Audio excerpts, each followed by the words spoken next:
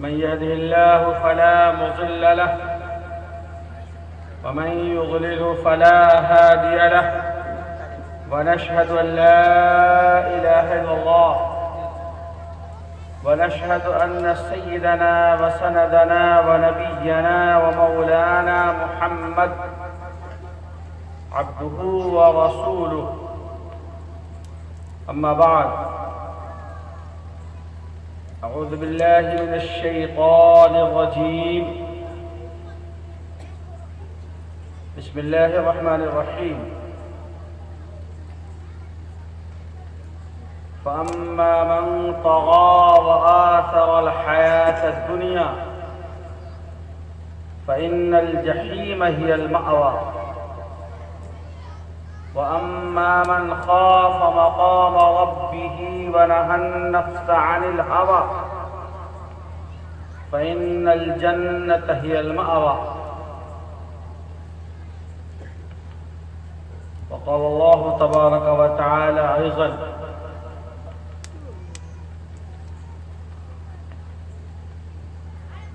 كل نفس ذائقة الموت. صدق الله العظيم. وقال النبي صلى الله عليه وسلم: إذا مات الإنسان انقطع عمله إلا من ثلاث: من صدقة جارية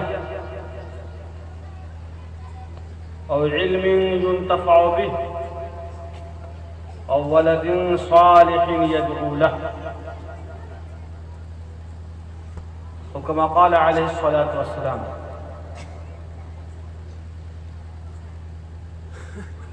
قابل قدر حضرات علماء کرام، بزرگان محترم، نوجوان ساتھیوں اور ہماری دینی خواتین، جیسا کہ ہمارے محترم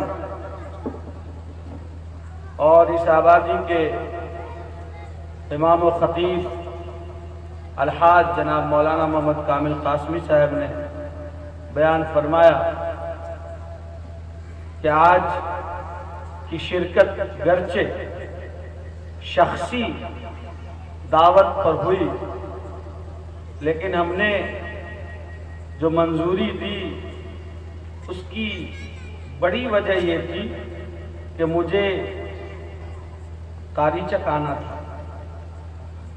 اس لیے اس آبادی سے جو رشتہ ہے اداروں کا، امارت شریعہ کا اور ہم لوگوں کا، وہ ایسا رشتہ ہے کہ گنجائش کے بقدر انکار نہیں کیا جا سکتا ہے. سو اللہ کا فضل ہے کہ اللہ نے آنے کا موقع عنایت فرمایا، اور اس سے پہلے بھی میری کئی بار یہاں حاضری ہو چکی ہے. اللہ تعالی ہم سب کے مل بیٹھنے کو قبول فرمائے. ہم سب جناب جہانگیر صاحب اور ان کے برادران اور ان کے تمام رشتہ داران کو تعزیت مسنونہ پیش کرتے ہیں. ہم سب اور میں آپ سب کی طرف سے مرحومہ کے وارثین کی خدمت میں تعزیت مسنونہ پیش کرتا ہوں اور دعا کرتے ہیں کہ اللہ تعالی ان سب کو صبر جمیل عطا فرمائے اور اللہ تعالی اپنی رحمت خاصہ کا نزول فرمائے. آج کی مجلس گرچہ محترم نے اپنی مرحومہ والدہ کی تعزیت یا ان کے ایصال ثواب کی غرض سے منعقد کیا ہو، لیکن یہ مجلس ہم سبوں کے لیے کچھ نہ کچھ سیکھنے کا موقع عنایت کرتا ہے کہ ہم اسی بہانے کوئی سبق لے سکتے ہیں اور کوئی میسج لے کر جا سکتے ہیں۔ اس لیے ہم ان کو مبارکباد پیش کرتے ہیں کہ آپ نے دینی محفل سجائی اور اپنے احباب کو مدعو کیا۔ اللہ تعالیٰ آپ کو، آپ سب کو اس کا بہتر بدلہ عطا فرمائے، اور ہمارے مولانا جناب محمد کامل صاحب اور جناب مولانا محمد عیسیٰ صاحب، اللہ تعالیٰ ان حضرات کو یہ بہتر بدلہ عطا فرمائے کہ انہوں نے اچھی بات کی طرف رہنمائی کی ہے اور انہوں نے اچھی محفل منعقد کرنے کا مشورہ دیا۔ حاضرین گرامی، دنیا میں بہت ساری چیزیں ہیں جن کے سلسلے میں لوگوں کا اختلاف ہے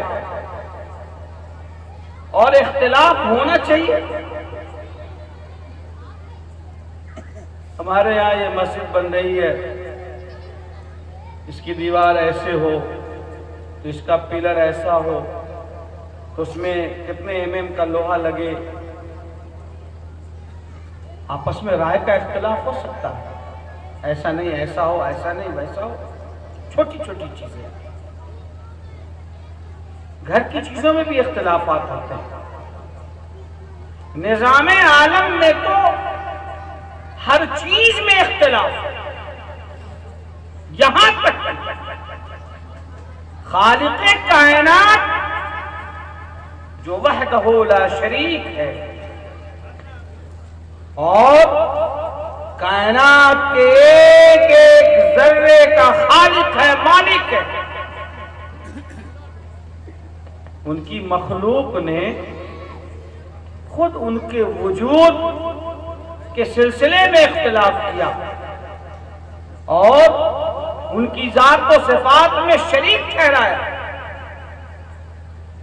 ایک طبقہ ہے جس کا کہنا ہے کہ اللہ نہیں ہے، نعوذ باللہ، وہ خدا کے وجود کا انکار کرتا ہے، جسے آپ اور ہم کمیونسٹ کہتے ہیں، دہریہ کہتے ہیں۔ وہ مانتے ہی نہیں، وہ کہتے ہیں کہ دنیا خود بخود بنی، خود بخود چل رہی ہے، خود بخود فنا ہو جائے۔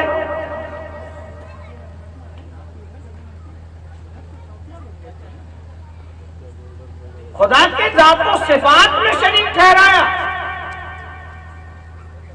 درختوں کو پوجا، پتھروں کو پوجا، جو چیز سامنے نظر آئی اس کے سامنے جھکے، جسے ہم شرک کہتے ہیں، جسے ہم کفر کہتے ہیں، تو گویا کہ اللہ رب العزت کے وجود اور اللہ رب العزت کے ذات و صفات کے سلسلے میں بھی لوگوں نے اختلاف کیا اور مختلف خیال، مختلف عقیدے، مختلف دین اور مختلف دھرم کے لوگ ہوئے۔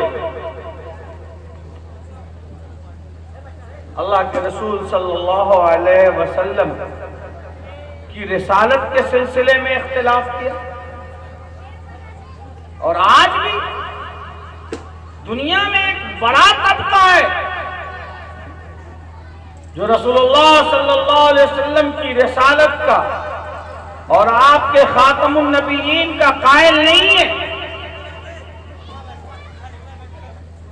انہوں نے بہت سارے لوگوں کو اپنا اوتار بنایا اور انہوں نے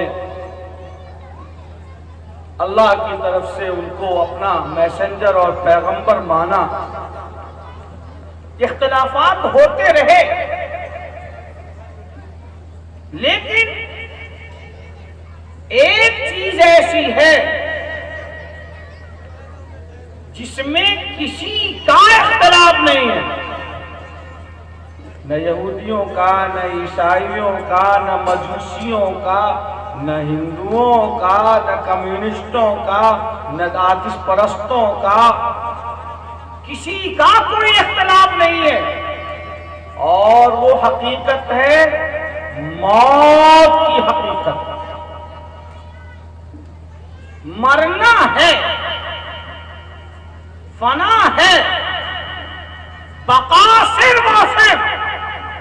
خدا کی ذات کے لیے ہے، اس کے علاوہ پوری کائنات کو فنا ہے، تباہ ہونا ہے۔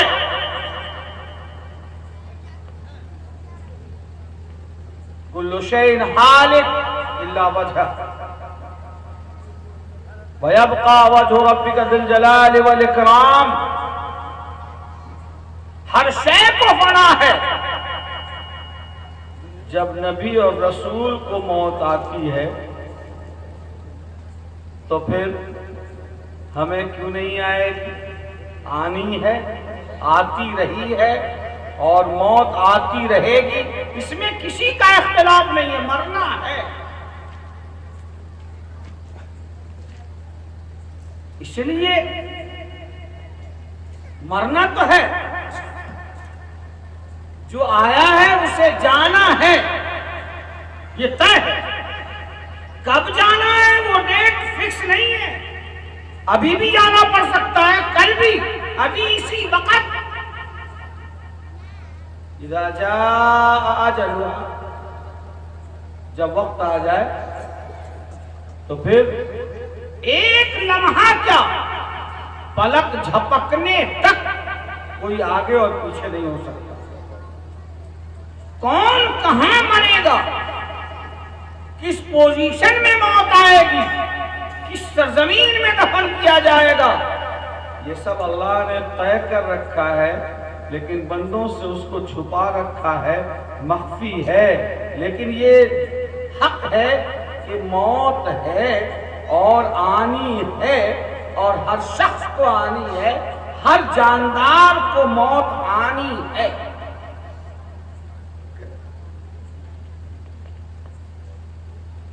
جب موت ہے تو موت کی تیاری مرنے سے پہلے ہونی چاہیے۔ یہ بھی درست ہے کہ مرنے کے بعد جزا اور سزا ہے،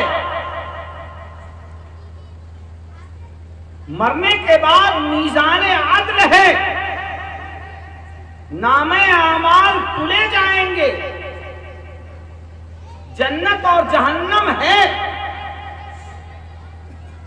عدل ہے، سزا ملے گی یا جزا ملے گی۔ تو پھر بے خبر وہ انسان کتنا نادان ہے اور کتنا بے وقوف ہے جو اس بات کو جانتا ہے کہ مجھے بھی مرنا ہے۔ میں جانتا ہوں مجھے بھی مرنا ہے، آپ جانتے ہیں مرنا ہے، ابھی بھی موت آ سکتی ہے، 10 سال زندہ بھی رہ سکتے ہیں، کل بھی مر سکتے ہیں۔ کسی شخص کا انکار اس سے انکار نہیں۔ تو پھر موت کی تیاری موت آنے سے پہلے کر دیں گے۔ آج کے اس اجلاس کا پیغام ایک پیغام کی ہے، موت کی تیاری موت سے قبل۔ جیسے ہم امتحان اور ایگزام سے پہلے ایگزام کی تیاری کرتے ہیں، یہ دنیا دارالعمل ہے، یہ دنیا دارالاسباب ہے، یہ دنیا کام کرنے کی جگہ ہے، یہ دنیا گزرگاہ ہے، یہ دنیا ایک پلیٹ فارم ہے، یہ دنیا ہمیشہ رہنے کی چیز نہیں ہے، یہ دنیا ابتلا کی جگہ ہے، امتحان کی جگہ ہے، آزمائش کی جگہ ہے۔ یہاں سے تو گزرنا ہے، ہر حال میں گزرنا ہے۔ ہمارے آباء و اجداد چلے گئے، ہمیں بھی جانا ہے، ہماری نسل آئے گی، انہیں بھی جانا ہے، یہ حقیقت ہے۔ اس لیے موت سے پہلے موت کی تیاری کرنی ہے کہ ہم کامیاب ہو جائیں، اور پہلا مرحلہ جو قبر کا ہے، پہلی منزل جو قبر کی ہے، ہم اس میں آسانی کے ساتھ اللہ کے سامنے سرخرو ہو جائیں اور وہ مرحلہ آسان ہو جائے، تاکہ ہم جنت میں جانے کے حقدار ہو سکیں۔ مشہور خلیفہ خلیفہ ہارون رشید گزرے۔ خلیفہ ہارون رشید اچھے اور نیک خلفاء میں تھے۔ ان کے زمانے میں حضرت بہلول دانا رحمت اللہ علیہ ایک بزرگ تھے جو مجذوب تھے، صاحب کشف تھے، اللہ والے تھے۔ ان کو اپنے لباس کی کوئی فکر نہیں رہتی تھی، پھٹا ہے، گندا ہے، پرانا ہے۔ مجذوب کی جو کیفیت ہوتی ہے اپنے آپ میں نہیں رہنا۔ خلیفہ ہارون رشید تو نیک تھے، وہ جانتے تھے کہ یہ عام آدمی نہیں ہے، یہ مجذوب ہے۔ ایک دن خلیفہ نے کہا حضرت بہلول دانا سے کہ بہلول آپ تو بے وقوف آدمی معلوم ہوتے ہیں، آپ نے اپنی حالت ایسی کیوں بنا رکھی ہے؟ اور خلیفہ کے بغل میں ایک لاٹھی تھی، وہ لاٹھی خلیفہ نے لی اور بہلول دانا کو تھما دیا اور کہا کہ یہ لاٹھی آپ لیجئے، اور دنیا میں جو آدمی سب سے بڑا بے وقوف آپ کو نظر آئے اس کو یہ لاٹھی آپ تھما دیجئے۔ انہوں نے دیا اور حضرت بہلول نے اس کو لے لیا اور چلے گئے۔ بات آئی اور ختم ہوئی۔ ایک لمبے عرصے تک حضرت بہلول دانا خلیفہ کے دربار میں نہیں آئے۔ کچھ دنوں کے بعد جب خلیفہ کے دربار میں آئے، کہا کہ خلیفہ کہاں ہے، مجھے ملاقات کرنی ہے۔ حضرت بہلول دانا کے لیے کوئی روک ٹوک نہیں تھا، گئے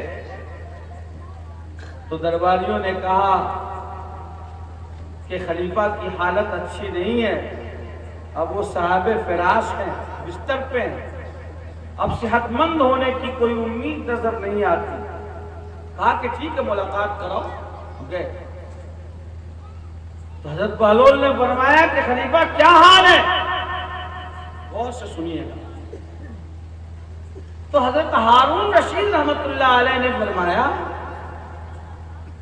کہ اب تو سفر کا وقت ہے۔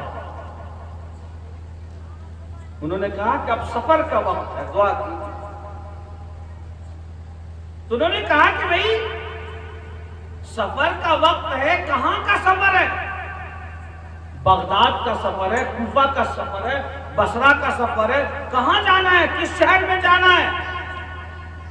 اور سفر کرنا ہے تو اس کی تیاریاں کیا ہیں؟ کتنے نوکر چاکر گئے، کتنے جانور بھیجے، کتنی قناتیں گئیں، خیمے لگیں گے، اس لیے کہ خلیفہ کا سفر ہوگا۔ تو خلیفہ کا سفر تنہا تو نہیں ہوگا، ایک سفر کے لیے مہینوں تیاریاں کرنی ہوں گی، سینکڑوں لوگ تمہارے ساتھ جائیں گے، بتاؤ کہاں کا سفر ہے؟ حضرت ہارون رشید نے مسکراتے ہوئے کہا کہ بہلول میں نے کہا تھا کہ آپ بے وقوف ہو، ارے یہ سفر ہفتہ یا مہینہ یا 2 مہینے کا نہیں ہے، یہ جو سفر کا وقت آ گیا ہے یہ کوفہ اور بصرہ کا سفر نہیں ہے، یہ تو ہمیشہ ہمیش کے سفر کا وقت آ گیا ہے اور آخرت کے سفر کا وقت آیا ہے۔ بس فوراً حضرت بہلول نے فرمایا تو بتاؤ کہ تم نے آخرت کے سفر پہ جانے کی کیا تیاری کر رکھی ہے؟ خلیفہ رونے لگے اور کہنے لگے کہ حضرت اس سفر کے لیے تو میں نے کوئی خاص تیاری نہیں کی ہے۔ حضرت بہلول نے فرمایا کہ خلیفہ تم کتنے بے وقوف ہو، نادان ہو، ہفتہ اور مہینے کے سفر کے لیے مہینوں مہینے تیاریاں ہوتی تھی، قناتیں لگتے تھے، خیمے لگتے تھے، باورچی جاتے تھے، نوکر چاکر کو بھیجا جاتا تھا، اس کی فکر تھی۔ جو سفر مہینے کا 2 مہینے کا تھا اس کی فکر تھی، لیکن آخرت کے سفر پہ جا رہے ہو جس سے کبھی لوٹنا نہیں ہے، ہمیشہ ہمیش کا سفر ہے، اور اس کے لیے تم نے کوئی تیاری نہیں کی. دیکھو میں دنیا بھر میں گھوم کے آ گیا ہوں اور میں نے خوب ٹٹولا، خوب لوگوں کو پرکھا، لیکن خلیفہ میں نے تم سے بڑا بے وقوف آدمی کسی کو نہیں پایا، اس لیے یہ لاٹھی لو، میں تجھے لوٹانے آیا. وہ لاٹھی جو تم نے مجھے دی تھی میں تمہیں لوٹانے آیا ہوں کہ تم نے کوئی تیاری نہیں کی. تم سے بڑا بے وقوف آدمی مجھے دنیا میں کوئی نہیں ملا. یہ کہا تو خلیفہ زار و قطار رونے لگے اور فرمانے لگے کہ واقعی ہم نے آخرت کی کوئی تیاری. ہم اس وقت گھر، مکان، جائیداد، کھیت کھلیان، دکان، ساری چیزیں جمع کرتے ہیں. حلال ہو، حرام ہو، ناجائز ہو، سود ہو، رشوت ہو، دھوکہ ہو، فراڈنگ ہو، چیٹنگ ہو، جو دھندا پانی کرنا پڑے ہم کر کے مال جمع کرتے ہیں. کس کے لیے؟ اپنی اولاد کے لیے، اپنے بچوں کے لیے، بیٹوں کے لیے، پوتوں کے لیے، عزیزوں کے لیے. زین للناس حب الشہوات من النساء والبنين والقناطير المقنطرة من الذهب والفضة والأنعام والحرث والخيل المصومة والأنعام والحرث ذلك متاع الحياة الدنيا والله عنده حسن المآب. انسان کے دلوں میں محبت رچا دی گئی ہے، بسا دی گئی ہے. خواہشات کی محبت، عورتوں کی محبت، بچوں کی محبت، مال و دولت کی محبت، گاڑیوں کی محبت، مکان کی محبت، دکان کی محبت، سواریوں کی محبت، قیمتی سے قیمتی ornaments اور زیورات کی محبت. ذالک متاع الحیات الدنیا، یہ تو دنیاوی زندگی کا سامان ہے. واللہ عندہ حسن المآب، اللہ کے یہاں لوٹنا ہے تو اس لوٹنے کے لیے جو بہترین لوٹنے کی جگہ ہے اس کے لیے کیا تیاری ہے؟ ہم نے تیار کیا ساری چیزیں. ہم نے کبھی سوچا کہ یہ مکان بنا رہے ہیں، اس میں پڑوسی غریب آدمی کی زمین دبائی جا رہی ہے. ہم نے پورا کاروبار کیا ہے، اس میں ہم نے دھوکہ کیا ہے اور اللہ کے ہاں اس کی پکڑ ہے. چھوٹ نہیں سکتے، بچ نہیں سکتے. فَأَمَّا مَنْ طَغَىٰ وَآثَرَ الْحَيَاةَ الدُّنْيَا، کل قیامت کے دن اُزْلِفَتِ الْجَنَّةُ، جنت کو نگاہوں کے سامنے کر دیا جائے. وَبُرِّزَتِ الْجَحِيمُ لِمَن يَرَىٰ، جہنم کو بھی واضح کر دیا جائے گا کہ یہ جنت ہے، یہ جہنم ہے، دیکھو. فَأَمَّا مَن طَغَىٰ وَآثَرَ الْحَيَاةَ الدُّنْيَا، جس نے بغاوت کی، جس نے اللہ کے حکم کو توڑا، جس نے حلال و حرام کی تمیز نہیں کی، جس نے مال کو صرف مال سمجھا، اس نے حرام اور حلال میں فرق نہیں کیا. حالانکہ مسلمان کے لیے مال صرف مال نہیں ہے، مسلمان کے لیے رشوت، سود، دھوکہ، فراڈنگ، یہ ساری چیزیں ناجائز ہے. مسلمان کے لیے مال تو وہی ہے جو اللہ کے رسول صلی اللہ علیہ وسلم نے جسے درست قرار دیا ہو، جو سود سے پاک ہو، رشوت سے پاک ہو، غبن سے پاک ہو، دھوکہ سے پاک ہو، غرر سے پاک ہو. وہی مال ہے جس میں دھوکہ نہ دیا گیا ہو. اس کے علاوہ اس کے سامنے تو حرام بھی ہے، رشوت بھی ہے، سود بھی ہے، انٹرسٹ کی رقم بھی لاکھوں لاکھ ہے. مومن ہے تو اس کے لیے حلال نہیں ہے. اگر کافر ہے تو وہ جو چاہے کرے. مومن ہونے کا مطلب یہ ہے کہ پاؤں میں بیڑیاں اور ہاتھوں میں زنجیر ہیں اور زبان پہ تالے ہیں. دل و دماغ اپنے ڈھنگ سے نہیں بلکہ اللہ کی مرضی کے مطابق چلنے چاہیے. فَأَمَّا مَن طَغَىٰ وَآثَرَ الْحَيَاةَ الدُّنْيَا، جس نے بغاوت کی اور جس نے دنیا کی زندگی کو ترجیح دیا، جس نے یہ نہیں سوچا کہ اللہ کے حضور کھڑا ہونا ہے، جواب دینا ہے، جس نے زندگی میں لوگوں پر ظلم کیا، لوگوں کی زمینیں دبائی، لوگوں کو ٹھگا، لوگوں کے ساتھ چیٹنگ کی، لوگوں کے ساتھ فراڈنگ کی، کمزوروں کو ستایا، یقیناً اس کو اس کا حساب دینا پڑے گا۔ فَأَمَّا مَنْ طَغَىٰ، جس نے بغاوت کی ہے، جس نے سرکشی کی ہے اللہ کے حکم سے، فَأَمَّا مَنْ طَغَىٰ وَآثَرَ الْحَيَاةَ الدُّنْيَا، دنیا کی نعمت کو، ساز و سامان کو، صوفہ کو، کرسی کو، عیش و عشرت کی چیزوں کو ساری چیز سمجھ لیا، اور دنیا کی زندگی کو جس نے ترجیح دی ہے، فَإِنَّ الْجَحِيمَ هِيَ الْمَأْوَىٰ، تو اللہ رب العزت نے فرمایا کہ اس کے سامنے رزلٹ ظاہر ہے کہ جہنم اس کا ٹھکانہ ہے۔ وَأَمَّا مَنْ خَافَ مَقَامَ رَبِّهِ، دو راستے، ایک بغاوت کا راستہ ہے اور ایک اطاعت کا راستہ ہے۔ ایک بغاوت کا راستہ ہے اور ایک اطاعت کا راستہ ہے، اور ایک ہی سورہ میں یہ دونوں آیتیں ترتیب سے ہیں۔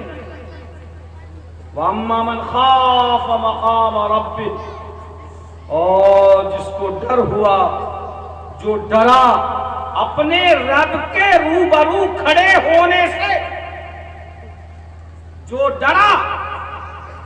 ڈرا ہے اپنے رب کے حضور کھڑے ہو کر حساب و کتاب دینے سے، جس کو ڈر ہوا کہ نہیں، آقا نے فرمایا من غصب شبرا من الارض طوقہ یوم القیامہ من 7 ارضین، کہ جس نے کسی کی ایک بالشت زمین دبا لی، قیامت میں 7 زمینوں کا طوق بنا کر اس کے گلے میں ڈالا جائے گا اور وہ دھستا چلا جائے گا، اور اللہ فرمائے گا کہ دیکھ میرے حبیب نے تجھے پہلے ہی متوجہ کر دیا تھا کہ دوسرے کی زمین مت دباؤ، آج تو زمین میں دبتا چلا جا۔ اما من خاف مقام ربی، نہیں، میں اس غریب کی 1 انچ زمین اس لیے نہیں لوں گا کہ پیارے آقا صلی اللہ علیہ وسلم نے فرمایا ہے کہ اس کی سزا بڑی خطرناک ہے۔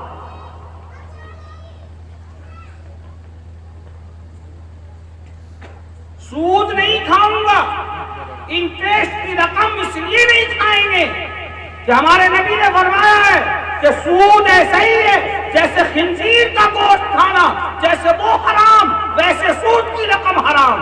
اس لیے لاکھوں روپے اگر ہمارے اکاؤنٹ میں انٹرسٹ کی رقم آتی ہے، وہ ہماری رقم نہیں ہے، وہ ہمارا مال نہیں ہے، اس مال کو، اس رقم کو ہم نکالیں گے ضرور تاکہ دوسرے لوگ غلط جگہوں میں استعمال نہ کریں، لیکن ثواب کی نیت کے بغیر ہم غریبوں کو ہم دے دیں گے تاکہ وہ مال صحیح جگہ میں استعمال ہو جائے، کیونکہ وہ ہمارا مال نہیں ہے، وہ سود ہے، ہمارے لیے ناجائز ہے، ناپاک ہے۔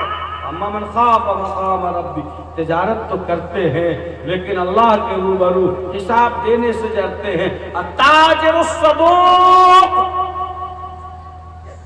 سچا تاجر کل قیامت میں اللہ کے عرش کے سائے میں ہوگا، جس دن عرش الہی کے علاوہ کوئی سایہ نہیں ہوگا۔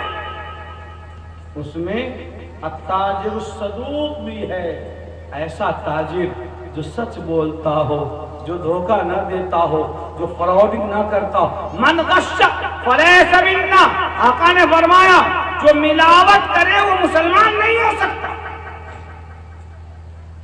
جو دھوکہ دے وہ مسلمان نہیں ہو سکتا، جو چیٹنگ کرے، جو فراڈنگ کرے وہ مسلمان نہیں ہو سکتا۔ کٹے ہوئے کپڑے کو اچھے تھان میں رکھ کر بیچنے والا مسلمان نہیں ہو سکتا۔ مسلمان کا یہ کام نہیں ہے وہ فراڈنگ کرے، چیٹ کرے، وہ دھوکہ دے، وہ دوسرے کو ٹھگے۔ من غش فلیس منا، جو ملاوٹ کرے، جو دھوکہ دے وہ مسلمان نہیں ہو سکتا۔ وہ سچا تاجر ہے، اس کے سامنے یہ بات ہے، اس لیے وہ وَأَمَّا مَنْ خَافَ مَقَامَ رَبِّهِ، اللہ کے حضور کھڑے ہونے سے اس کو ڈر ہے کہ مال کمائیں تو کیسے کمائیں، گھر بنائیں تو کیسے بنائیں، اولاد کی تربیت کریں تو کیسے تربیت کریں۔ جناب محمد رسول اللہ صلی اللہ علیہ وسلم کی زندگی ایک صاحب ایمان کے لیے زندگی کے ہر شعبے میں مشعل راہ ہے اور وہ نمونہ ہے، اس لیے کہ رسول علیہ السلام وہ کوئی فرشتہ نہیں تھے، رسول علیہ السلام آسمان سے ڈائریکٹ نہیں اترے تھے، نبی علیہ السلام تو انسان بھی تھے اور اللہ کے آخری رسول تھے۔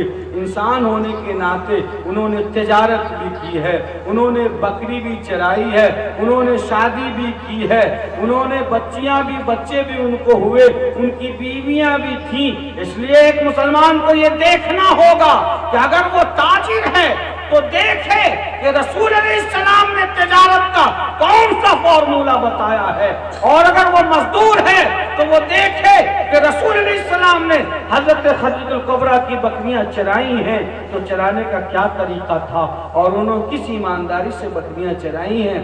اگر کوئی آدمی باپ ہے تو دیکھے کہ فاطمہ الزہرا کے باپ کا کیا طریقہ تھا، اگر کوئی بیوی ہے تو وہ دیکھے کہ نبی علیہ السلام کی بیوی کا کیا طریقہ تھا، اگر کوئی شوہر ہے تو وہ یہ سمجھے کہ رسول اللہ صلی اللہ علیہ وسلم کا اپنی بیگمات ازواج مطہرات کے ساتھ کیا معاملہ تھا، حضرت عائشہ کے شوہر کو دیکھے کہ کیسے تھے، اسی انداز میں اپنے آپ کو ڈھالنے کی کوشش کرے۔ وَأَمَّا مَنْ خَافَ مَقَامَ رَبِّهِ وَنَهَى النَّفْسَ عَنِ الْهَوَىٰ، کہ جس نے اللہ کے سامنے کھڑے ہونے سے ڈر محسوس کیا، ڈرا، وَنَهَى النَّفْسَ عَنِ الْهَوَىٰ، اور خواہشات کو، نفس کو روک لیا خواہشات سے،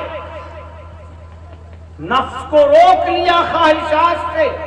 جی میں آتا ہے یہ کر لیں، جی میں آتا ہے وہ کر لیں، جی میں تو آتا ہے کہ فلاں اور فلاں کام کر لیں، لیکن شریعت کی تلوار لٹکی ہوئی ہے، اللہ نے ایک خط کھینچ دیا ہے، رسول اللہ صلی اللہ علیہ وسلم نے ایک لائن آف کنٹرول بنا دیا ہے۔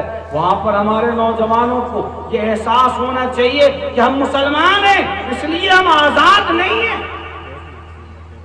ہم اپنی مرضی کے مطابق سب کچھ نہیں کر سکتے، ہمیں تو اپنی مرضی کو اللہ کے رسول صلی اللہ علیہ وسلم کی مرضی اور رسول اللہ صلی اللہ علیہ وسلم کی خواہش کے تابع کرنا ہوگا، تب جا کر ہم کامیاب ہو سکیں گے۔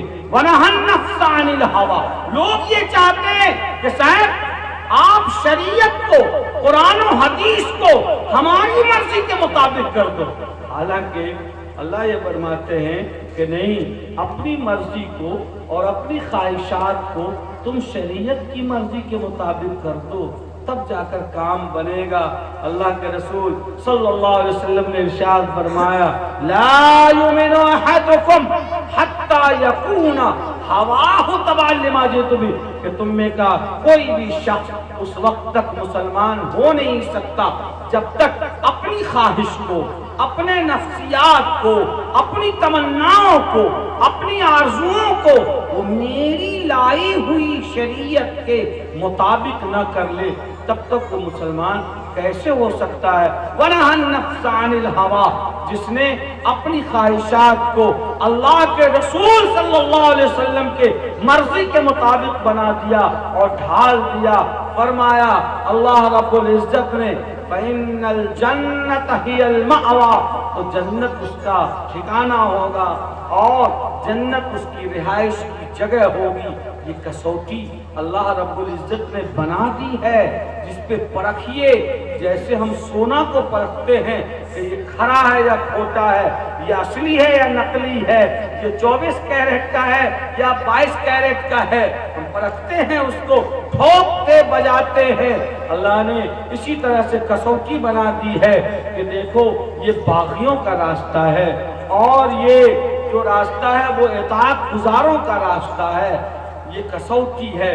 ہر شخص کو چاہیے ہم اپنے آپ کو اس کسوٹی پہ پرکھیں، اپنا محاسبہ کریں اور اپنے اعمال کا جائزہ لیں کہ ہم نے 6 مہینہ پہلے کیا کیا، 1 سال پہلے کیا کیا، 2 دنوں پہلے کیا کیا، صبح میں کیا کیا ہے، ابھی سونے سے پہلے ہم نے کیا کیا ہے۔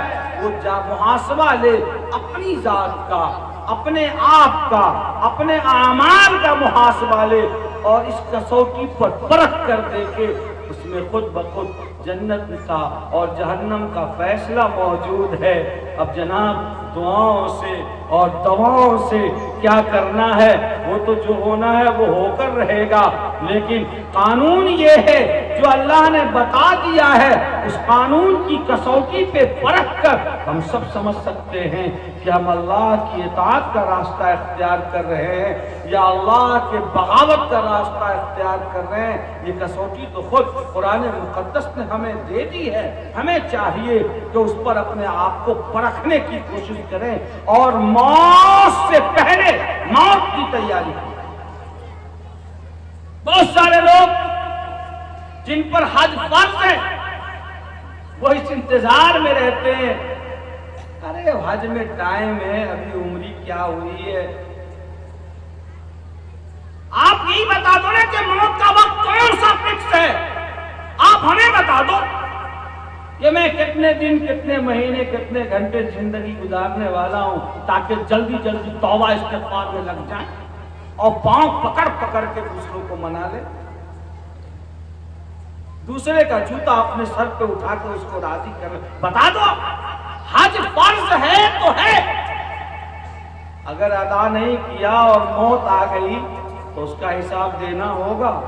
इस इंतजार में कि उम्र होगी तो करेंगे, यानी सब चीज से रिटायर तो मरी गाय बावन को दान, ऐसा नहीं होता है। चलने के लिए अभी क्या है, बेटी की शादी करेंगे, मकान बना लेंगे और फला कर लेंगे फला, तब हज को जाएंगे। यहाँ हज फर्ज हो गया। अल्लाह ने इतनी दौलत दे दी है, हलाल माल इतना मौजूद है कि खाने पीने के अलावा इतना बचा है कि हम खाने के आबा जा सकते हैं, आ सकते हैं, और जो ये सफर के दरमियान हम अपने वतन से दूर रहेंगे, हमारे बाल बच्चे खा पी सकते हैं, ऐसे आदमी पर हज फर्ज है। वलिल्लाहि अलन्नास हिज्जुल बैत मन इस्तताअ इलैहि सबीला, अल्लाह ताला ने हज फर्ज किया है। ठीक है, जिंदगी में एक बार फर्ज है और कभी भी अदा कर लें, अदायगी हो जाएगी, जिम्मे से साबित हो जाएगा। लेकिन यही कंफर्म नहीं है ना कि कब तक हम जिंदा रहेंगे और कब तक बाकी रहेंगे। अगर बाकी रहे तो ठीक है, और अगर वक्त आ गया तो फिर हम हमारे जिम्मे में वो बाकी रह जाएगा और अल्लाह के यहाँ उसका हिसाब देना पड़ेगा।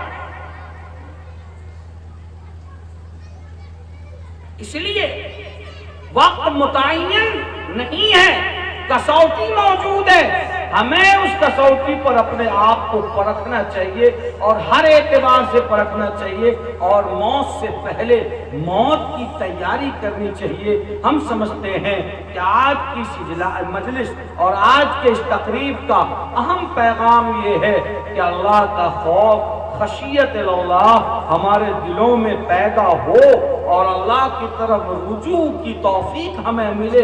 हर मौत से हमें ये सबक लेना चाहिए कि हम प्लेटफॉर्म पे खड़े हैं और हमारे हिस्से की गाड़ी आने वाली है, हमें दिल्ली जाना है या कोलकाता जाना है, हम टिकट लिए हुए खड़े हैं। जितने लम्हे में, जितने घंटे में हमारी ट्रेन आएगी, हम उस पर सवार होंगे, चले जाएंगे। प्लेटफॉर्म कोई घर बनाने की जगह नहीं है, वो गुजरगाह है, मुसाफिर आते हैं और चले जाते हैं, इसीलिए वो जगह बनाई गई है। अल्लाह ने दुनिया को प्लेटफॉर्म की तरह, गुजरगाह की तरह बनाया है कि लोग आते गए और दुनिया से रुखसत होते गए। हमारे पहले के लोग आए, चले गए, हमें भी जाना है और उसी कब्रिस्तान में सोना है। और जैसे कल हमने अपने आबा अजदाद को ज़ेरे ज़मीन मनो भर मिट्टी के नीचे दबा दिया है और चले आए हाथ से गर्द झाड़ते हुए और हाथ में मिट्टी लगे रहने को भी गवारा नहीं किया है, उसी मिट्टी में ये खूबसूरत सा जिस्म, खूबसूरत लिबास के साथ जाना है। अब अगर आमाल ठीक हुए तो मामला ठीक होने वाला है, और अगर आमाल ठीक नहीं हुए तो आप दुनिया में तुर्रम खान रहिए, आप बड़े से बड़े आदमी हो जाइए। अगर मामला ठीक नहीं रहा, अमल ठीक नहीं रहा, किरदार ठीक नहीं रहा, ये दौलत, ये सरवत, ये कुर्सी, ये बिल्डिंग, یہ جائیداد، یہ دکان، یہ مکان، یہ کھیت، یہ کھلیان، یہ خوبصورت خوبصورت نواسے اور پوتے اور عزیزان کسی کام کے نہیں رہیں گے۔ وہاں تو صرف اور صرف ہمیں آپ کو تنے تنہا فیس کرنا ہے اور تنے تنہا مقابلہ کرنا ہے۔ یہ ہمارا ساتھ دینے کے لیے نہیں آئیں گے۔ اب ہم نے الٹا سیدھا کر کے ادھر سے ادھر کر کے جو کچھ بھی جمع کیا ہے، پہلے ہی قرآن نے کہا فَأَمَّا مَنْ طَغَىٰ وَآثَرَ الْحَيَاةَ الدُّنْيَا۔ آپ نے اگر اللہ کے حکم کے خلاف کام کیا ہے، ہم نے اللہ کے حکم کے خلاف کام کیا ہے، دنیا بنانے کے زوم میں کہا ارے چھوڑو مولانا کیا بکتے ہو، مرنے کے بعد آپ دیکھنے جاؤ گے، جو ہوگا قبر میں ہوگا۔ لوگ یہاں تک بھی بولتے ہیں، کئی لوگ آپ کو مل جائیں گے ایسی جرت والا، اے مولانا چھوڑو دیکھا جائے گا، وہاں آپ رہیے گا، ہم سمجھ لیں گے۔ سمجھ لیں نا، یہ تو جرت کی بات ہے، جرت علی المعصیت کی بات ہے۔ اللہ کے رسول صلی اللہ علیہ وسلم کی حدیثیں اور ساری داستان موجود ہے۔ ہم ایمان والے ہیں تو ہمارا یہ یقین ہے کہ مرنے کے بعد والبعث بعد الموت، جو ایمان مجمل اور ایمان مفصل ہے، اس کا ایک جز یہ بھی ہے کہ مرنے کے بعد ہمیں دوبارہ اپنے کیے ہوئے کا حساب و کتاب دینے کے لیے اللہ تعالی زندہ فرمائیں گے اور اسی مٹی سے نکالیں گے جس مٹی میں ہم کو دفنایا گیا ہے، اور ہم اپنے بدن سے مٹی جھاڑتے ہوئے نکلیں گے، اور خدا کی قسم اللہ دوبارہ پیدا کرے گا۔ والبعث بعد الموت، جیسے وہ مرے ہوئے سوکھے ہوئے گھاس کو پانی برسا کر دوبارہ تازگی بخش دیتا ہے، اور سوکھے ہوئے پودے کو اللہ جیسے بارش سے دوبارہ زندہ اور تر و تازہ اور ہرا بھرا کر دیتا ہے، مری ہوئی ہڈیاں، سڑی ہوئی ہڈیاں، گلی ہوئی ہڈیوں کو اللہ تعالی دوبارہ اسی طرح سے زندہ کرے گا جیسے سوکھے دانے کو مٹی میں ڈالتے ہیں اور اللہ اس سے بالی نکالتا ہے اور اس سے ہریالی پیدا کرتا ہے۔ اللہ تعالیٰ ویسے ہی دوبارہ ہم سبوں کو دوبارہ زندہ کرے گا اور ہمیں اپنے کیے کا حساب و کتاب دینا۔ ہاں، امت پر یہ کرم ہے اور یہ رحم ہے کہ مرنے والا جب مر جاتا ہے تو اب وہ نماز نہیں پڑھ سکتا، روزہ نہیں رکھ سکتا، زکوٰۃ نہیں دے سکتا، حج نہیں کر سکتا، خیر کا کوئی کام نہیں کر سکتا، جیسے وہ بدی کا کام نہیں کر سکتا۔ امت پر یہ رحم ہے اور احسان ہے جناب محمد رسول اللہ صلی اللہ علیہ وسلم کا کہ آپ نے فرمایا کہ مرنے کے بعد بھی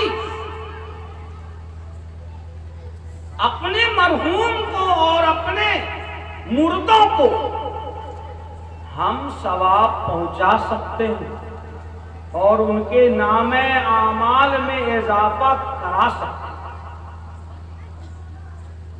اس کو ذہن میں رکھیے، یہ اس امت پر احسان ہے۔ ہم ان کے نام اعمال میں اضافہ کرا سکتے ہیں اور اتنا ہے تو ان کے اکاؤنٹ کو بڑھا سکتے ہیں،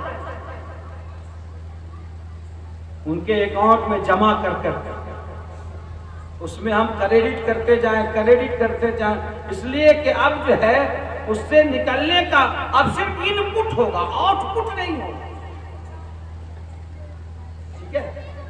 اب صرف کریڈٹ ہوگا، ڈیبٹ نہیں ہوگا، اکاؤنٹ میں جائے گا۔ اس بات کو ذہن میں رکھیے۔ ایک حدیث شریف یاد آ گئی، فرمایا پیارے آقا جناب محمد رسول اللہ صلی اللہ علیہ وسلم نے، صحابہ کی مجلس لگی ہوئی ہے، آقا نے بڑے پیار سے فرمایا کہ میرے اصحاب یہ بتاؤ کہ سب سے بڑا مفلس کون ہے؟ صحابہ نے فرمایا یا رسول اللہ ہم تو اسی کو سمجھتے ہیں جس کے پاس روپے پیسے نہ ہو، جس کے پاس درہم دینار نہ ہو، وہی مفلس ہے۔ ارے آپ ہی کہیں گے مفلس کون ہے؟ جس کے پاس روپے پیسے نہ ہو۔ تو آقا و مولا جناب محمد رسول اللہ صلی اللہ علیہ وسلم نے ارشاد فرمایا کہ نہیں، مفلس وہ نہیں ہے۔ تو صحابہ نے فرمایا پھر ہمیں نہیں پتا، اللہ اور اس کے رسول ہی زیادہ جانتے ہیں، آپ ہی فرما دیجئے کہ مفلس کون ہے، ہم تو اسی کو سمجھتے ہیں۔ نہیں، مجھے ارمان فقیر آدمی ہے، نہ پیسہ نہ کوری نہ تنخواہ نہ میلاد کا نذرانہ، کچھ نہیں۔ ہم تو یہ سمجھتے ہیں مولوی صاحب غریب ہے، یہ حافظ صاحب مفلس ہے، یہ امام صاحب، ہم تو یہ سمجھتے ہیں روپے پیسہ نہیں ہے، کاروبار نہیں۔ حضور نے فرمایا کہ نہیں، مفلس وہ نہیں ہے۔ صحابہ نے فرمایا پھر آپ فرما دیجیے یا رسول اللہ۔ قربان جائیے، فرمایا پیارے آقا جناب محمد رسول اللہ صلی اللہ علیہ وسلم نے یہ بڑی خطرناک بات، یہ حدیث شریف جو ہے وہ بہت بڑی خطرناک ہے کہ ہم سمجھتے کیا ہیں اپنے آپ کو اور ہوتا کیا ہے۔ فرمایا کہ کل قیامت کے دن ایک آدمی نیکیوں کا ڈھیر لے کر آئے گا، پہاڑ کی طرح نیکیاں ہیں، صدقہ بھی ہے، خیرات بھی ہے، گیہوں کا چندہ بھی ہے، مکئی کا چندہ بھی ہے، رمضان کا چندہ بھی ہے، فطرہ بھی ہے، گشت بھی ہے، چلہ بھی ہے، تعلیم میں شریک ہونا بھی ہے، مسجد کا چندہ بھی ہے، غریب کی بچی کی شادی میں جو اس نے مدد کی ہے وہ بھی ہے، ڈھیر نیکیوں کا پہاڑ کی طرح ہے۔ جب وہ آئے گا اور حساب و کتاب کا معاملہ ہوگا تو لوگ دیکھیں گے تو رشک کریں گے، ہاں یہ کون آدمی ہے، اتنی نیکیاں، اتنا نیک عمل لے کر آیا ہے، کون آدمی ہے بھائی، کون آدمی ہے؟ حساب شروع ہوگا۔ ہاں ٹھیک ہے، اس آدمی کے بارے میں جنت میں جانے کا فیصلہ ہونا ہوگا۔ اٹھے گا ایک آدمی، کہے گا یا رب العالمین، آپ کی عدالت میں تو ایک ایک ذرے ذرے کا حساب و کتاب ہے۔ یہ آدمی جو بڑا حاجی، نمازی، بڑا مالدار اور بڑا جماعتی، بڑا تبلیغی، بڑا نیک، مسجد کے ممبر و محراب میں بیٹھنے والا ہے، اس آدمی سے پوچھئے کہ اس نے میری زمین دبا لی تھی، مجھے وہ چاہیے، کیا بھائی؟ اب تو وہاں پر ٹس سے مس نہیں، وہاں بھی انسان ہے نا، بڑا جری ہے یہ۔ بعض لوگ تو ارے آپ کے قاضی چکر پنچایت میں کیا جھوٹ بولتے ہیں، اللہ کی عدالت میں بولے گا نہیں نہیں ہم نے نہیں لیا، ہاں بولے گا ہم نے نہیں لیا، غلط کہتا ہے، یہ جھوٹا ہے۔ اللہ فرمائیں گے رکو، الیوم نختم علی افواہہم وتکلمنا ایدیہم وتشہد ارجلہم بما کانوا یکسبون۔ وہاں بھی کہے گا، یہاں بولتا ہے نہیں نہیں جھوٹ بولتا ہے امام صاحب ہم نے کیا کیا، غلط بولتے ہیں امام صاحب ہم ٹھیک نے، جو گال کے بل چھٹ جانا، دبنگ ہے، بول بیٹا ہے، طاقتور ہے۔ اللہ نے فرمایا کہ وہاں بھی کل تھتری کرے گا، یہ تھتری وہاں بھی کرے گا۔ الیوم نختم علی افواہہم، اللہ نے فرمایا سورہ یاسین میں کہ ہم ان کے منہ پر مہر لگا دیں گے، بند۔ اب زبان بول رہی، چپ۔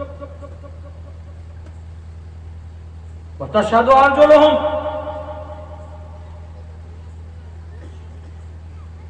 تو ہاتھ گوائیں گے ہم سے ان کے ہاتھ. یہ ہاتھ بولے گا ہاں ہم نے فلاں کا گریبان پکڑا تھا, ناحق ہم نے فلاں پر دبنگئی کی تھی, اور دبنگئی سے ہم نے فلاں کو تھپڑ مارا تھا, ہم نے فلاں غریب کو دھکا دیا تھا, ہم نے فلاں پر ظلم کیا تھا, ہم نے فلاں کا مال ہڑپ لیا. وَتُكَلِّمُنَا أَيْدِيهِمْ, ہاتھ بولیں گے, وَتَشْهَدُ أَرْجُلُهُمْ, پاؤں ان کے خلاف گواہی دیں گے کہ ہم چل کر گئے تھے فلاں. تو وہی سوال ہمارے ذہن میں بھی آج پیدا ہو رہا ہوگا نوجوان بھائیوں کو. حضرات صحابہ کے ذہن میں بھی وہی بات پیدا ہوئی, فرمانے لگے یا رسول اللہ یہ ہاتھ کیسے بولے گا, یہ پاؤں کیسے بولیں گے؟ اللہ نے فرمایا کیسے بولیں گے؟ ارے جس رب نے زبان کے اس گوشت کے ٹکڑے میں بولنے کی صلاحیت دی ہے, خدا کی قسم وہی رب ہاتھ کے اس ٹکڑے میں بولنے کی صلاحیت دے گا.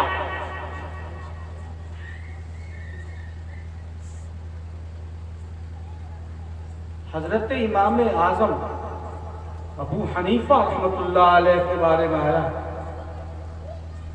کہ اس آیت کریمہ پر تلاوت کرتے جب پہنچتے تو روتے روتے ہچکیاں بن جاتی. الیوم نختم علی افواہہم, زبان بند ہے, ہاتھ بول رہے ہیں, پاؤں گواہی دے رہے ہیں. تو نوکیوں کا پہاڑ لے کر آئے گا. وہ پڑوسی اٹھے گا جو بلڈنگ والے کے بغل میں جھوپڑ پٹی والا ہے, وہ مزدور اٹھے گا جس کی مزدوری کاٹ لی ہے, وہ غریب اٹھے گا جس کا دل رویا ہے, وہ کمزور اٹھے گا جس کو ہم نے کبھی بولنے نہیں دیا, جس کو ہم نے ہیٹ سمجھا, جس کی ہم نے کوئی اوقات نہیں سمجھی, ہم نے اللہ کے مخلوق کو اور صاحب ایمان کو ذلیل کیا. وہ اٹھے گا یا رب العالمین میرا حق, کہا کہ دو اس کو زمین. اب زمین کہاں سے آخرت میں دینے کو, تو کہا جائے گا کہ اس کی نیکی کاٹ کر کے اس کو دے, تو نیکی کا. دوسرا اٹھے گا, اس نے مجھے گالی دی تھی, حدیث شریف کے الفاظ ہے, اس نے مجھے گالی دی, اس نے مجھے مارا, اس نے مجھ پر ظلم کیا. ہر آدمی اٹھتا جائے گا اور نیکیاں کاٹ کاٹ کر اس کے نیکی کو ادھر ڈسٹریبیوٹ کیا جائے گا. ان کو دیا, ان کو دیا, حقداروں کو حق مل رہا ہے. ان کا, یہ حضرت جی کا.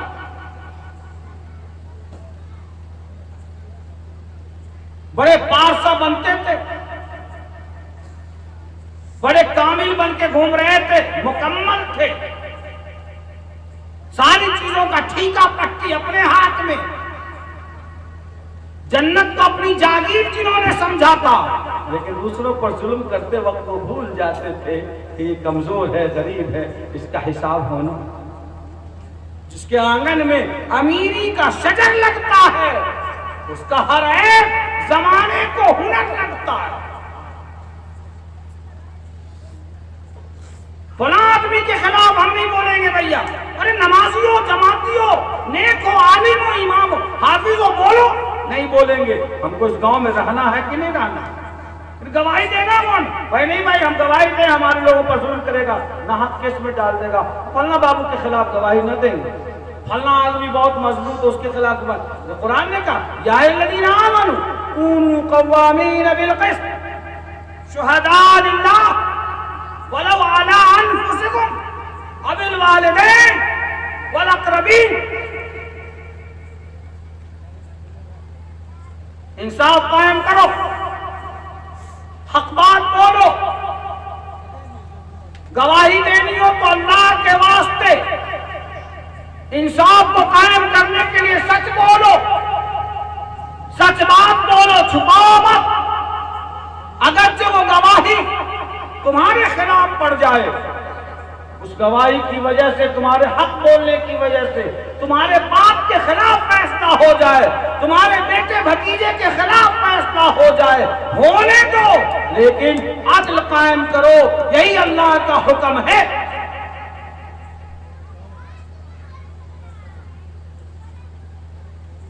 تو نیکیاں کاٹ کر دی جائیں گی. ہو جائے گا معاملہ۔ اب کیا ہوگا؟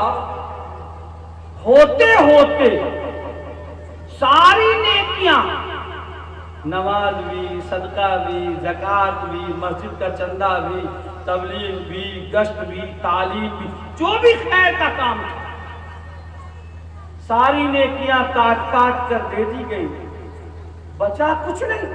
ارے یہ کیا ہوا؟ اتنا بڑا آدمی، لوگ کہتے تھے یہ ڈائریکٹ جنت میں جا رہا ہے، اب تو اس کا پلڑا ایک دم خالی ہو گیا، لوگوں کو ستایا تھا، سب بھگتنا پڑ رہا، اب کیا ہوگا؟ اخیر میں ایک آدمی اٹھے گا جس کے بارے میں جہنم میں جانے کا حدیث قدسی ہے، سنیے، جہنم میں جانے کا فیصلہ ہوا رہے گا، کہے گا یا رب العالمین اب تو نیکیاں بچی نہیں اس کے پاس، اور مجھے جو اس نے برا بھلا کہا تھا اس کا کیا ہوگا؟ اب دینے کو تو کچھ نہیں ہے اس کے پاس، لیکن میرا حق تو رہ گیا۔ قربان جائیے جناب محمد رسول اللہ صلی اللہ علیہ وسلم پر، آپ نے یہ فرمایا، اللہ فرمائیں گے دیکھو نیکی کچھ بچی ہے نہیں، کچھ نیکی نہیں بچی ہے، فرشتے کہیں گے کوئی نیکی نہیں بچی ہے، اللہ فرمائیں گے تو ایسا کرو کہ اس آدمی کا گناہ کاٹ کر اتنا اس کے پلے میں ڈال دو، ادھر نیکیاں ختم ہو گئی، دینے کو نہیں ہے نا، اس کو ابھی دینا ہے، تو ایسا کرو کہ اس کے گناہ میں سے مائنس کرو، گناہ سے مائنس کرو، اور اس کو تو ہلکا کرو ادھر۔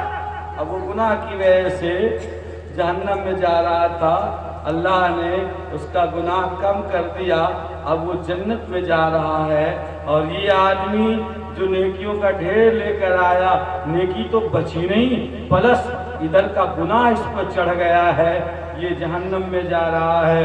فرمایا جناب محمد رسول اللہ صلی اللہ علیہ وسلم نے کہ اس آدمی سے بڑا مفلس آدمی کوئی نہیں ہو سکتا جو نیکیوں کا ڈھیر لے کر آیا ہو، اور وہ ساری نیکیاں اس لیے گنوا بیٹھا ہو کہ اس نے دنیا میں لوگوں پر ظلم و زیادتی بھی کیا ہو، لوگوں کا حق بھی دبایا ہو، تو وہ جنت میں جانے کے لیے تو آیا تھا، لیکن انجام کار وہ جہنم میں جا رہا ہے، اس سے بڑا مفلس کوئی نہیں ہو سکتا۔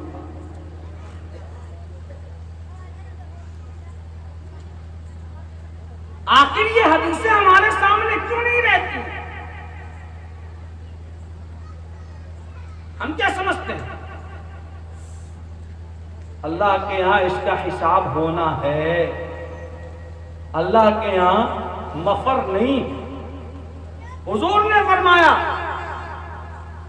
کہ مرنے کے بعد بھی اس کے اکاؤنٹ کو، مردہ کے نام اعمال کے اکاؤنٹ کو زندہ رکھنے کے 3 طریقے ہیں۔ کتنے طریقے ہیں؟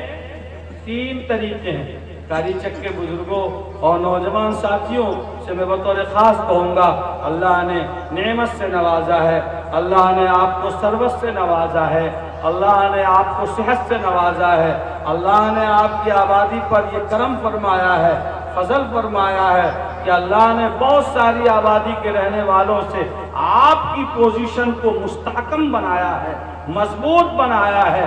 آپ کے ہاں کے نوجوان ملک کے دوسرے شہروں میں جا کر اچھا کام کر رہے ہیں، کاروبار بھی اچھا کر رہے ہیں، اور اللہ تعالیٰ اپنا فضل فرما رہے ہیں۔ یاد رکھیے 3 کام ہیں، رونا گانا، باپ مر گیا ہے، ماں مر گئی ہے، یہ سب کیا ہے میاں؟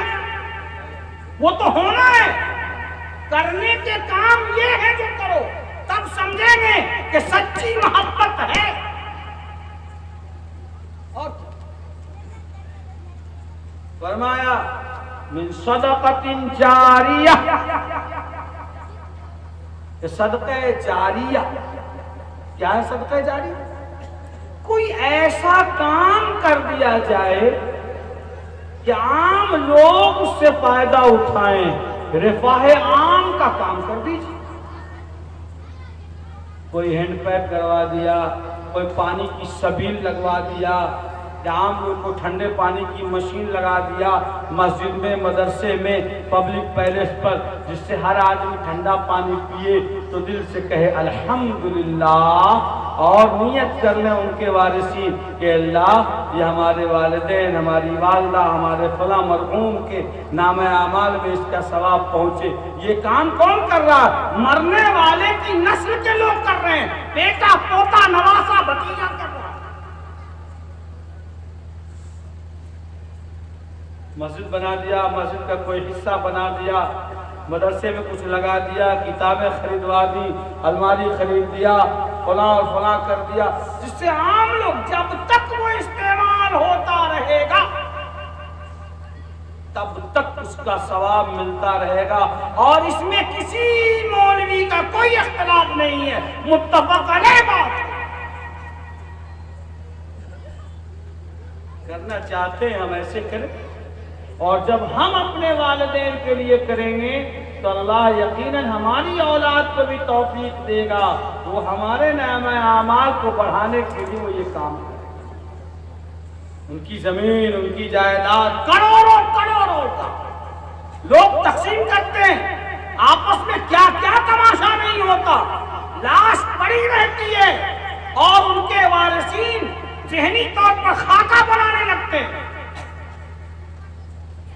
کیا ہے سر؟ اپنے ہاتھ سے کر جائیں، اور نہیں کیا ہے تو وارثین کریں۔ پہلا کام صدقہ جاریہ۔ دوسری چیز ہے اور علم ينتفع به، مرنے والا مر گیا، انہوں نے اپنے شاگردوں کو مولانا کامل صاحب نے کہا کہ اللہ تعالیٰ کے یہاں مجھے کہا جائے گا تم نے کالی چکی روٹی کھائی، کیا کیا؟ خالی 5 وقت کی نماز پڑھا ہے؟ تو میں کہوں گا کہ میرا فلاں فلاں شاگرد ہے، میں نے اس کو قرآن پڑھایا اور اس کو آگے کی تعلیم کے لیے تیار کیا۔ اے اللہ، وہ تیرے دین کی خدمت کر رہا ہے، وہ آوارہ گردی نہیں کر رہا ہے، ہو سکتا ہے کہ یہی چیز میری نجات کے لیے کافی ہو جائے۔ یہ نماز، روزہ، حج اور فلاں کا کوئی حوالہ نہیں ہوگا، اس چیز کا حوالہ دیا جا سکتا ہے۔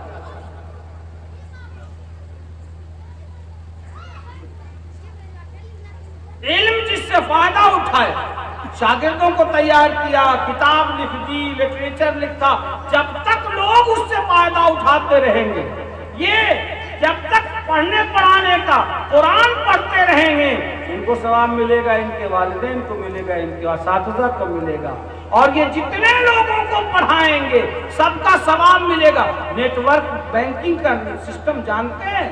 بینکنگ کا نیٹ ورک کا، ایک آدمی نے فلاں آدمی کو ممبر بنایا، اس نے 4 آدمی کو ممبر بنایا، اور ان چاروں نے 4 کو ممبر بنایا، تو سب کا کمیشن کٹ کر کے اس آدمی کو ملے گا جس نے اس کو بنایا تھا۔ تو اب 4، 8 اور 50 اور 500 سب لوگوں کا کمی ہوتا ہے نہیں؟ آج کل طرح کا بینک والے آ کے سمجھاتے رہتے ہیں۔ جب ہمارے یہاں ایسا سسٹم ہے تو اللہ کے رسول صلی اللہ علیہ وسلم نے فرما دیا ہے، خدا کی قسم اسی سسٹم سے ہم کو سمجھنا چاہیے کہ جتنے شاگرد اور لوگ تیار ہوں گے سب کا ثواب اس کے نامہ اعمال میں پہنچے گا، یقیناً پہنچے گا۔ اس لیے پہنچے گا کہ فرمایا جناب محمد رسول اللہ صلی اللہ علیہ وسلم نے، یہ کسی پیر فقیر کا قول نہیں ہے، یہ رسول پاک صلی اللہ علیہ وسلم کا فرمان عالی شان۔ یہ 2 کام، اور تیسرا کام ہے اور ولد صالح یدعو لہ، کہ نیک اولاد ہو جو اپنے والدین کے لیے دعا کرے۔ مرنے والا مرا اور اس نے روئے زمین پر اچھی بچیوں کو، اچھے بچوں کو چھوڑا جو نماز پڑھتے ہیں، دعا کرتے ہیں، اچھا کام کرتے ہیں، لوگوں کے ساتھ انصاف کرتے ہیں، مخلوق خدا کے ساتھ رحم کا معاملہ کرتے ہیں۔ گویا کہ دھرتی پر اور زمین پر مرنے والے نے ایسی اولاد کو چھوڑی ہے جو انسانیت کا کام کر رہے ہیں، نیکی کا کام کر رہے ہیں، تو اس کا ثواب مرنے والے کو ملے گا، اس لیے کہ اس نے نیک اولاد چھوڑی ہے۔ اس لیے کہتے ہیں کہ اولاد کی تربیت کریں۔ مرنے والا مر گیا، بیٹا ہے، شرابی ہے، کبابی ہے، جواری ہے، گجیری ہے، بھنگیری ہے، لفڑا کرتا رہتا ہے، لوگوں پر کیس مقدمہ کرتا ہے، غلط حرکتیں کرتا ہے، ہندو مسلم کا فساد ہو جاتا ہے۔ یہ بدتمیزی وہ اللہ کی زمین پہ کر رہا ہے۔ کیسی اولاد چھوڑی تم نے؟ صحیح تربیت نہیں دی، اس کو سنسکار نہیں دیے، اس کو اخلاق نہیں سکھایا، انسانیت نہیں سکھائی، آدمیت نہیں سکھائی، تربیت نہیں دی۔ ظاہر ہے کہ اگر اولاد فتنہ و فساد کا ذریعہ بنیں گے تو نامہ اعمال میں ثواب نہیں ملے گا۔ ثواب تبھی ملے گا جب اولاد دعا کریں، اچھا کام کریں، نیکی کا کام، جو کام بھی کریں گے۔ چونکہ دنیا میں ہمارے آنے کا سبب ہمارے والدین ہیں، اس لیے ان کو ہمارے نیک کام کا بدلہ ملے گا۔ جیسے کہتے ہیں کہ نابالغ بچہ روزہ رکھے یا نماز پڑھے تو اس کا ثواب کس کو ملتا ہے؟ معلوم ہے؟ ارے بولیے، کس کو؟ والدین کو ملتا ہے، اس لیے کہ وہ تو نابالغ ہے، شریعت کا حکم اس پہ ہے ہی نہیں ہے۔ لیکن اگر وہ ثواب کا کام کر رہا ہے تو اس کے نماز کا، روزے کا ثواب کس کو ملتا ہے؟ اس کے والدین کے نامہ اعمال میں جاتا ہے۔ یاد رکھیے گا اس بات کو۔ اس لیے یہ تین کام ہے، صدقہ جاریہ یا علم یا نیک اولاد، یہ تین کام ایسے ہیں جس کا ڈائریکٹ اضافہ اور اثر مرحوم کے نامہ اعمال پر پڑتا ہے۔ اس لیے چاہیے مرحومہ کے وارثین کو، ان کی اولاد اور فرزندوں کو، کہ اپنی والدہ کے لیے وہ صدقہ جاریہ کرتے رہیں، وہ نیک کام کریں، اور کم از کم ہفتے میں ہر جمعہ کو اگر ہو سکے تو تین بار سورہ اخلاص، قل هو اللہ احد اللہ الصمد، یہ سورہ پڑھ کر اول اور آخر درود شریف ملانا چاہیں تو ملا لیں، اور اپنے مرحومین کو اس کا ثواب پہنچائیں، اور تمام مومنین کو بھی اس کا ثواب پہنچائیں۔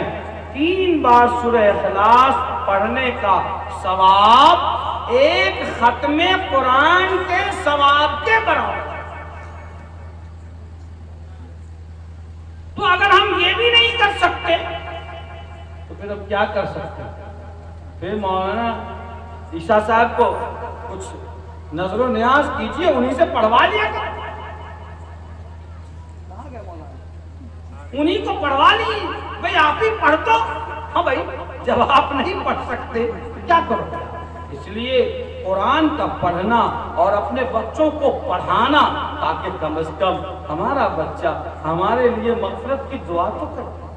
باپ کے لیے 3 بار قل اللہ پڑھ کے ایصال ثواب تو کر دے، اور ثواب پہنچتا ہے، جیسا کہ میں نے حدیث شریف پیش کی ہے۔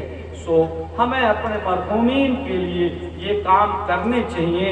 سچی خراج عقیدت تو یہی ہے۔ اس لیے میں کسی کی وفات کے بعد بھوج کرنے اور فلاں کرنے کا قائل قطعاً نہیں ہوں، اور شدت سے منع کرتا ہوں۔ اگر اللہ نے آپ کو عطا کیا ہے تو آپ ان کے لیے صدقہ جاریہ کر جاؤ، مسجد میں لگا دو، مدرسے میں لگا دو، کچھ نشانی بنا دو، لوگ اس سے عام لوگوں کی جو ضرورت ہو اس ضرورت کا کام کروا دو، اللہ تعالیٰ اس کا ثواب برابر اس کے نامہ اعمال میں پہنچاتا رہے گا انشاءاللہ۔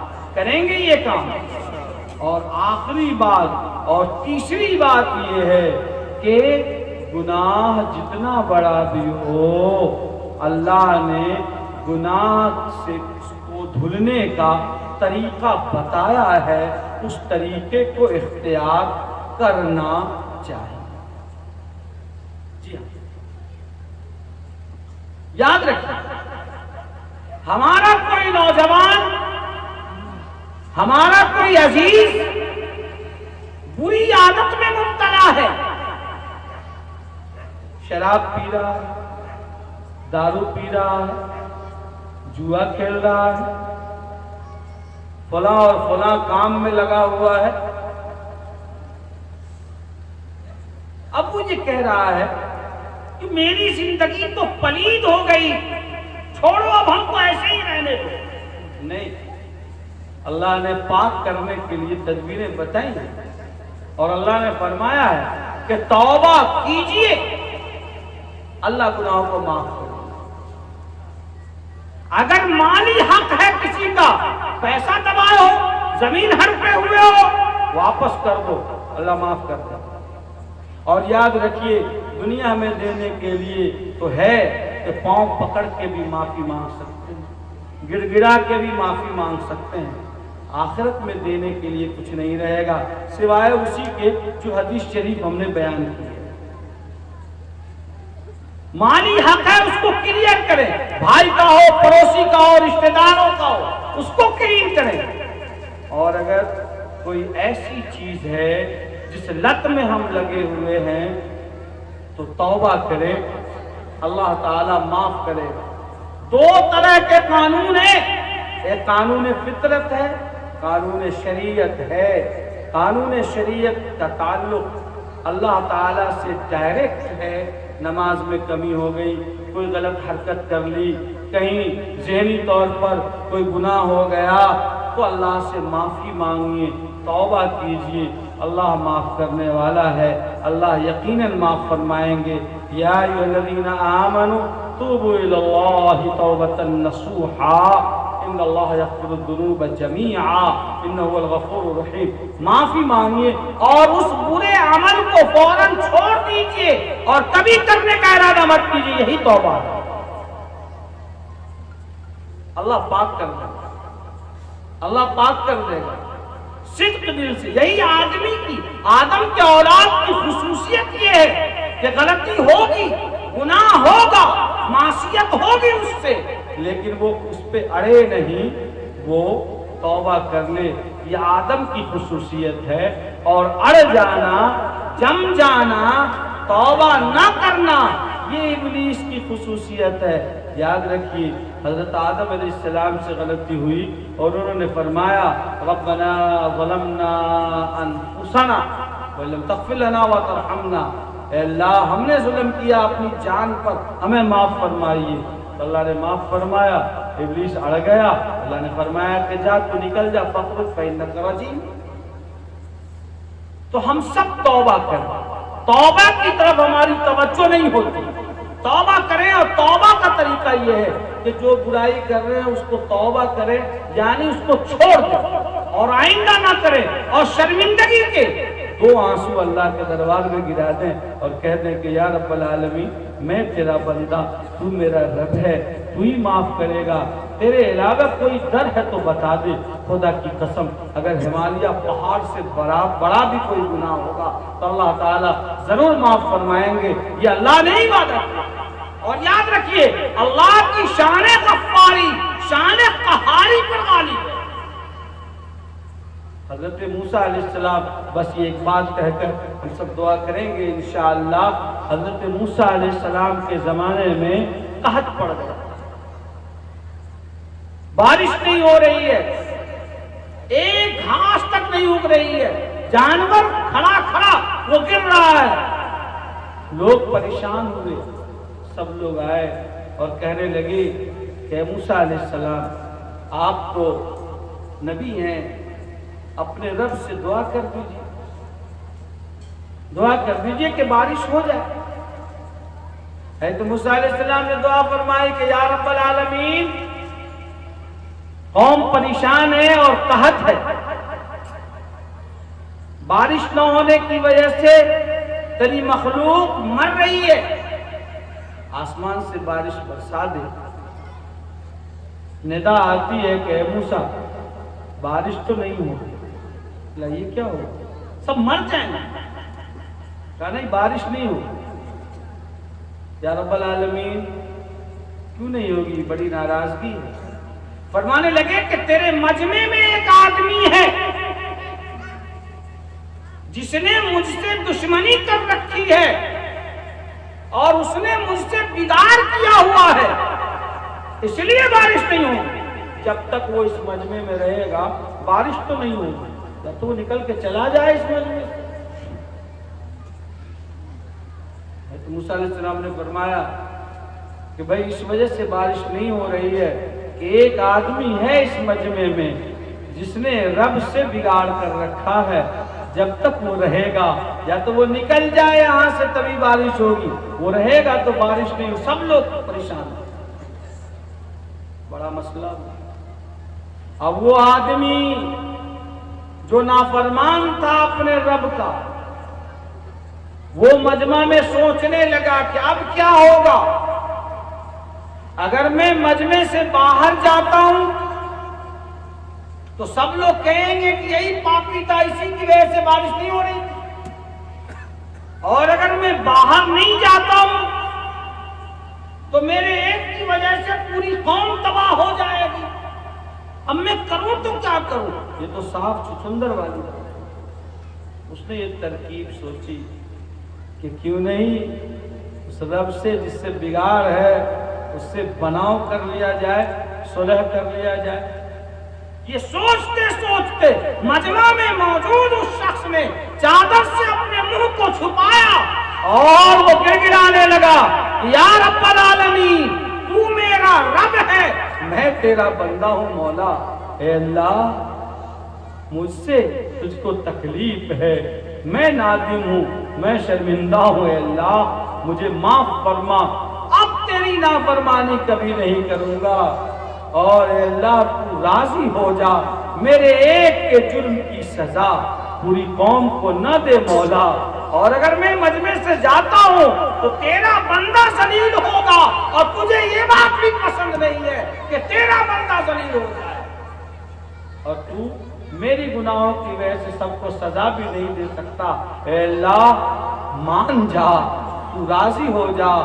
تنے تنہا اکیلے میں رب سے اس نے معاملہ ٹھیک کر لیا۔ کل ہو کر حضرت موسیٰ علیہ السلام نے پھر دعا کی ہے تو جھماجھم موسلادھار بارش ہوئی۔ حضرت موسیٰ علیہ السلام نے فرمایا کہ یا رب العالمین، آپ ہی نے تو کہا تھا کہ بارش نہیں ہوگی، ایک آدمی ہے جس نے بگاڑ کر رکھا ہے، مجمع سے جب تک نکلے گا نہیں بارش نہیں برساؤں گا، لیکن میرے مجمع سے ایک آدمی بھی باہر نہیں گیا ہے، پھر بارش کیسے ہو گئی؟ ندائی ہے موسیٰ، مجمع سے کوئی باہر نہیں گیا ہے بے شک، لیکن جس نے مجھ سے بگاڑ کر رکھا تھا اس نے مجھ سے صلح کر لیا ہے، اب کوئی نافرمان اس مجمع میں نہیں رہا، اس نے مجھ سے دوستی کر لی ہے، اس لیے ہم نے بارش برسا دی۔ حضرت موسیٰ علیہ السلام نے فرمایا کہ یا رب العالمین، وہ شخص کون ہے، اس کا پتہ تو بتا دیجئے، کون ایسا آدمی تھا جس نے آپ سے جھگڑا کر رکھا تھا؟ اللہ نے فرمایا کہ اے موسیٰ، تو بھی کتنا نادان ہے کہ جب وہ میرا دشمن تھا تب تو ہم نے اس کا پتہ نہیں بتایا اور اس کے عیب پر پردہ ڈالا، اب تو وہ میرا دوست ہو گیا ہے تو اب اس کا پتہ کیسے بتا دیں؟